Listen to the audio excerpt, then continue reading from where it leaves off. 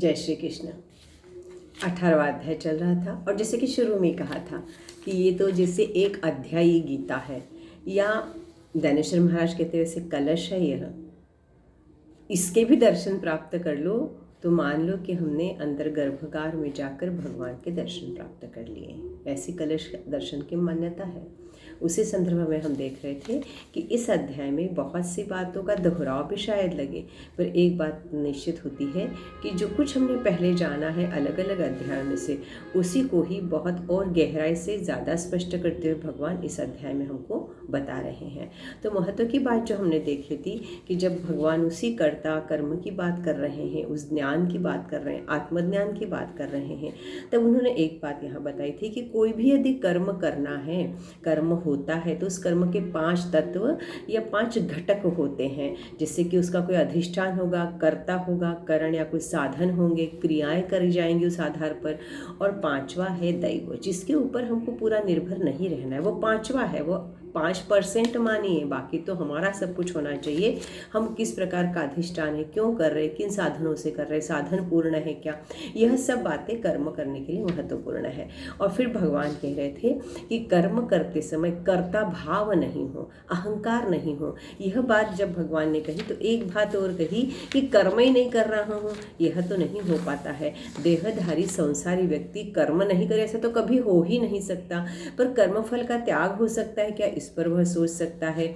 और इसी में आगे जाके भगवान हमें बताना चाह रहे हैं इस अध्याय में कि यह जो कर्म है, यह कर्म कितने प्रकार का है, फिर कर्म करने के लिए किन बातों की आवश्यकता है, कर्म किस आधार पर होता है।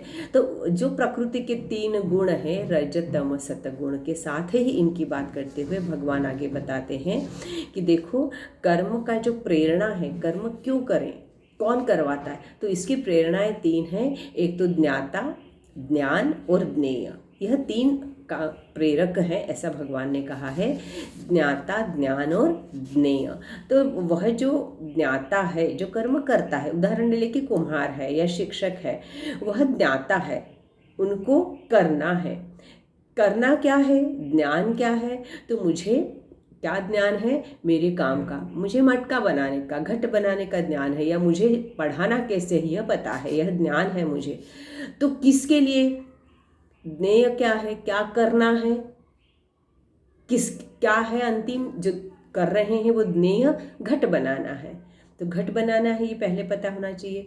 उस मेरे सामने की विद्यार्थी को बनाना है, समझाना है, यह पता होना चाहिए। तो ये तीनों बातें हैं, तीनों में से एक भी नहीं है तो कर्म हो ही नहीं सकता। कुम्हार नहीं तो घट नहीं बनेगा, घट बनाने का ज्ञान नहीं है तो घट नहीं बनेगा, घट बनाने के लिए जो कैसे बनाना ये जानकारी नहीं है तब भी नहीं बनेगा। तो ज्ञाता, ज्ञान और ज्ञेय, यह तीनों प्रेरक हैं और तभी कर्म हो सकता है। और जब यह कर्म होता है तो कर्म होता कैसे है, तब भगवान कहते हैं कि कर्म करने के लिए करण, कर्म और कर्ता, यह भी महत्वपूर्ण है। करण मतलब साधन, सब पता तो है पर साधन ही नहीं है, वो चक्री ही नहीं है, वो मिट्टी ही नहीं है, तो फिर कैसे बनेगा। तो साधन हमारे साथ क्या होते हैं, कर्ता के साथ, तो उसके 5 इंद्रिय, कर्मेंद्रिय और ज्ञानेंद्रिय, ये भी सब लगते हैं। इनमें से कुछ जिस कारण से जो लगने वाला है उसका वहाँ उपयोग होता है। तो 5 ज्ञानेंद्रिय और 5 कर्मेंद्रिय भी लगते हैं। इसके साथ साथ हमारे पास क्या होना चाहिए, तो मन, बुद्धि, अहंकार, चित्त, यह सब है, ये करण है, तो ही कर्म होता है, इनके साथ ही कर्म होता है। और कर्म जो करना है वो पता होना चाहिए, और कर्ता जो इंद्रियों को काम करवाता है इस और लगाता है, वह कर्ता होना चाहिए। तो इस प्रकार से भगवान कहते हैं कि इस प्रकार से जब वह ज्ञान है, वह कर्ता है, वह करण है, यह सब है, तब कर्म होता है। फिर वो कर्म कैसा होता है, तो भगवान ने इसी अध्याय में इसके आगे कहा है कि एक तो ज्ञान भी 3 प्रकार का है, कर्म भी 3 प्रकार का है और कर्ता भी 3 प्रकार का है। अब तुम्हें चयन करना है, तुम्हारा ज्ञान किस प्रकार का है वैसे तुम होंगे और वैसे तुम्हारा कर्म भी होगा। तो वो जानते हैं हम कि सत, रज और तम, यही 3 प्रकार है प्रकृति के। यह त्रिगुणात्मक प्रकृति के 3 गुण हमको सब दूर दिखते हैं। तो इसलिए भगवान कहता है कि ज्ञान कौन सा सद्गुणी होगा, हम जानते हैं कि जिसमें कितना भी कुछ भी द्वैत भाव नहीं है, जिसने यह बनाया है उसी में जाके विलय होना है। यह अविनाशी सर्वभूते हित एक देखना है, यह जो भाव है, कोई भिन्नता नहीं देखना, यह सत्य ज्ञान है।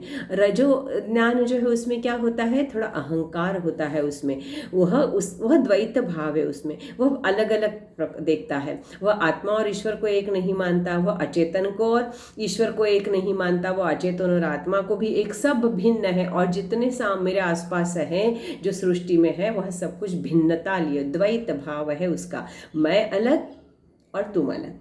यह जो द्वैत भाव है यह रजोगुण है, वो सर्वत्र दिखता है उसका। और एकत्व का जो भाव है वह उस ज्ञान का सर्वत्र दिखता है, वो सब में एक ही रूप दिखता है, जैसा मैं वैसा तू। और जो तमोगुणी है वो तो सिर्फ अपना शरीर देखता है, उसका एक ही भाव है ज्ञान का, मेरा स्वयं का ज्ञान है और कोई उसे ज्ञान नहीं है, जो कुछ विषय भोग है वो मेरे लिए है। यह तमोगुण का ज्ञान है। और फिर कर्म कैसे होंगे? निश्चित रूप से जिसका सतत ज्ञान है वो शास्त्र विहित ही कर्म करेगा, उसमें निरासक्त होगा, फल की आकांक्षा नहीं होगी। और ऐसा जब वह कर्म करेगा तो उसका कर्म अकर्म पे परिवर्तित नैष्कर्म की स्थिति तक जाएगा, करते हुए भी वह नहीं करने वाला होगा। परंतु जो रजोगुणी है वह कैसा है? तो वह रजो ज्ञान वाला है। तो उसका क्या कहना है कि भाई मैं तो हूँ ही, तो मैं और मेरे को फल चाहिए, फल चाहिए इसलिए मैं कर्म करता हूँ। तो फलाकांक्षी है वह, तो उसमें मैं करने वाला कर्ता भाव भी रहेगा, थोड़ा अहंकार भी रहेगा, और इसलिए उसका जो कर्म है, कर्म वह फलासक्त भी हो सकता है, क्योंकि फल का आकांक्षी है। तो वहीं से थोड़ा सा समस्या निर्मित होती है, वो फल की इच्छा छोड़ देगा तो रजोगुण सतगुण की ओर जा सकता है। तो कर्म करते समय अहंकार युक्त कर्म और फलाकांक्षा से कर्म करना, यह फिर रजोगुण की बात हो जाती है। और जो तमोगुणी है वह तो परिणाम को देखे बिना ही जब मन में जो आया वो कर दिया, फिर उसमें हिंसा हो रही है, दूसरे को कष्ट हो रहा है, हानि हो रही है, उसे कोई फर्क नहीं पड़ता, मेरा सामर्थ्य है कि नहीं ये कर्म करने का यह भी नहीं सोचता, उस क्षण जो लगा वो बिना विवेक के सोचे कर दिया, ऐसा कर्म करता है वह। ऐसा यदि कर्म हो रहा है तो वह तमोगुणी कर्म है। फिर ऐसा कर्म करने वाला भी कैसा होगा? उसका ज्ञान तमोगुणी ज्ञान होगा। फिर ऐसा कर्म करने वाला कैसा होगा? कर्ता भी तमोगुणी होगा। तो वो तमोगुणी कर्ता या रजोगुणी या सतगुणी, सतगुणी निरहंकारी होगा, सतगुणी सिद्ध होगा। सतगुणी को कोई हर्ष, मतलब सिद्धि के ऊपर ध्यान कि मेरा कर्म सिद्ध हुआ कि नहीं, यह नहीं, मेरे को करना है इसलिए किया। सिद्ध या असिद्ध पर उसका ध्यान नहीं होगा, ना होने के बाद उसे हर्ष है, नहीं होने के बाद उसे शोक भी नहीं है, निरासक्त भाव से करेगा। और सबसे महत्वपूर्ण बात होती है इस सतगुणी कर्ता की कि वह बहुत निरासक्त है, कोई आसक्ति नहीं है कर्म के साथ, कोई अपेक्षा नहीं है, उससे क्या मिलेगा नहीं मिलेगा सोच भी नहीं रहा है, पर उसमें धीरज है।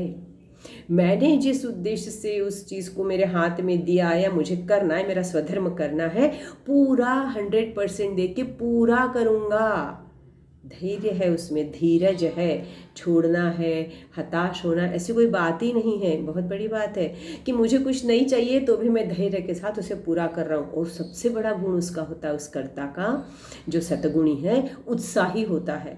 अब बताओ, वह उस कर्म को सिद्ध कर पाता है, पूरा होता है नहीं होता है, उसे उससे लेना देना नहीं, ना हर्ष है ना शोक है, और उत्साह उसका उतना ही है, अंत तक उसका उस कर्म में उत्साह बना रहेगा। सबसे महत्वपूर्ण गुण जिसमें यह है कि कुछ फलाकांक्षा नहीं हो, खुद के लिए कुछ है भी नहीं, होता है क्या होता है बाद में वो देखता भी नहीं है, जो दिया था वो करके निकल गया, पर करते समय 100% दिया, पूरे धैर्य के साथ किया और पूरे उत्साह के साथ। देखो, जहाँ उत्साह कम हुआ वहाँ कर्म के ऊपर उसका परिणाम तो होगा ही, वो उतने अच्छी तरह से होगा या नहीं होगा नहीं कह सकते। तो इसलिए धैर्य के साथ, पूरे उत्साह के साथ अंत तक वह कर्म करता है, कर्ता सतगुणी करता, क्योंकि उसे कुछ चाहिए ही नहीं ना।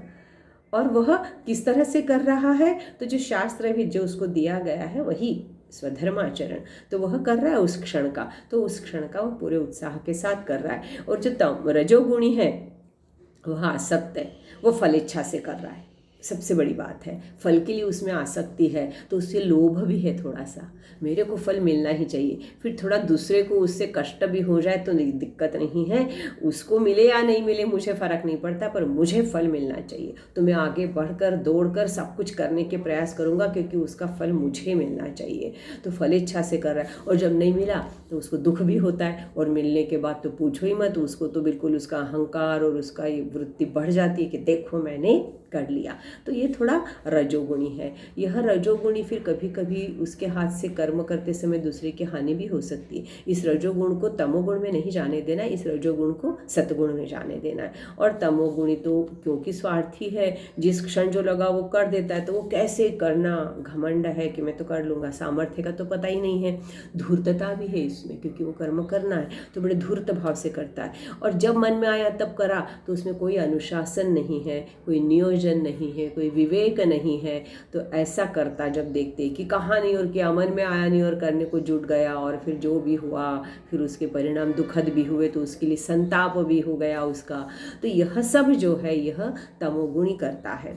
तो भगवान ऐसा कहते हुए हमें जब आगे की ओर बताते हैं कि जब उन्होंने यह कहा कि जो कर्ता सतगुणी करता है, उसका जब वह हमको विशेष रूप से बात करते हैं कि वह कैसा होगा कर्ता सतगुणी करता, तो मुक्त संगो नहमवादी धृत्युत्साह समन्विता। यह बहुत महत्वपूर्ण श्लोक है और यह बहुत महत्वपूर्ण बात जो कही गई है भगवान के द्वारा 26वां श्लोक इस अध्याय का, उसमें उस कर्ता के जो गुण वर्णन है, उससे वह कर्ता कैसा है यह बताया। देखिए हमने कितने सारे गुण वर्णन देखे हैं, सबका निचोड़ निकालते हैं हम यदि, तो जो दैवी संपत्ति के लिए था, जो भक्त के गुण थे, या जो स्थितप्रज्ञ के थे, उन सब का निचोड़ यहाँ हमको मिलता है कि वह कर्ता निरहंकार मुक्त है, कोई अहंकार नहीं है, पर हमेशा पूरा उत्साह उसका बना है और धीरज है। यह बहुत महत्वपूर्ण बात जो कही है।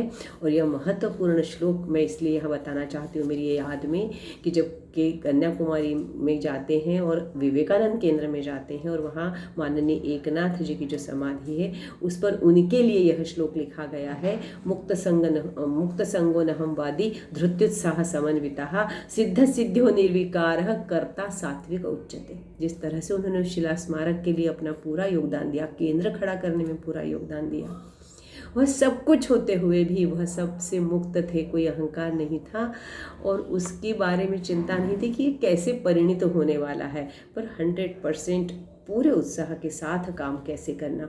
हर श्लोक के लिए हमको ऐसे उदाहरण अपने आसपास मिलते हैं। तो ऐसे कर्ता की बात की है, और फिर आगे हम देखेंगे इसके बाद कि क्या तो बुद्धि की बात की है और क्या भगवान ने हमारे लिए आगे इस 18वें अध्याय में दिया है।